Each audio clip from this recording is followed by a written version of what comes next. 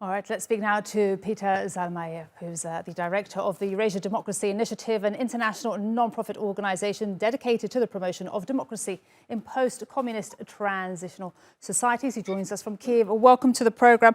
Help us to understand, Peter, what's really behind the standoff here at the Ukrainian Orthodox Church here with the monks. Well, by way of very important background, I will just start by saying that, the patriarch of the Russian Orthodox Church, Patriarch Kirill, has, from the beginning of this war, supported the Russian President Vladimir Putin in his invasion of Ukraine. And the Ukrainian Orthodox Church obviously has historic ties to the Russian Orthodox Church, despite their claims that, going back to last May, that they severed their ties with Moscow. It's been proven, so does the Ukrainian government claim, that they essentially remain under direct orders of the Moscow patriarchate. So there have been several searches of the Russian church's grounds here in Ukraine, various churches around the country, and anti-Ukrainian literature has been reported there, including some of the people, meaning clergy with Russian passports. So this is by way of background, and just to also make clear, the Ukrainian church has made an offer to all of the priesthood currently serving in this location in Lavra, that if they switch their allegiance from Moscow to Kiev, they will be allowed to stay. So that's also very important to understand.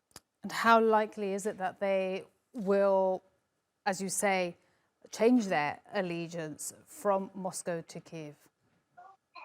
Well, that will remain to be seen, but I think that will be very, very, demonstrative, and will expose those who won't for what they are, because obviously it is in Moscow's interest to show what's happening in Ukraine around the situation, and to claim that Ukraine is a serious violator of religious rights, of freedom of conscience. They've already been using this line with the Vatican. They have tried to co-opt the Pope to speak out against this happening in Ukraine. So if they were to go that route, I think it would lend credence to the belief that they are, in fact, under the orders, political orders, essentially, of the Moscow Church. As this lady that you showed in your earlier in your reporting prior to this interview, she said, well, what's happening in Ukraine is terrible. The internal situation, we're combusting from the inside. Well, that's precisely Moscow's message. They're trying to make it look like there's serious discord, and I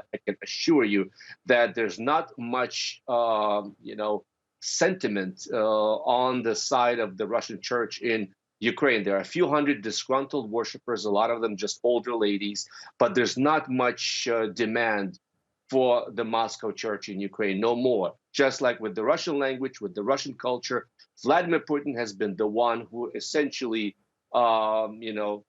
made it so that Ukrainians are trying to get as far away from the Russian influence as possible. Peter, thank you for giving us that background and analysis. Peter Zalmayev speaking to us there from Kyiv. Thank you.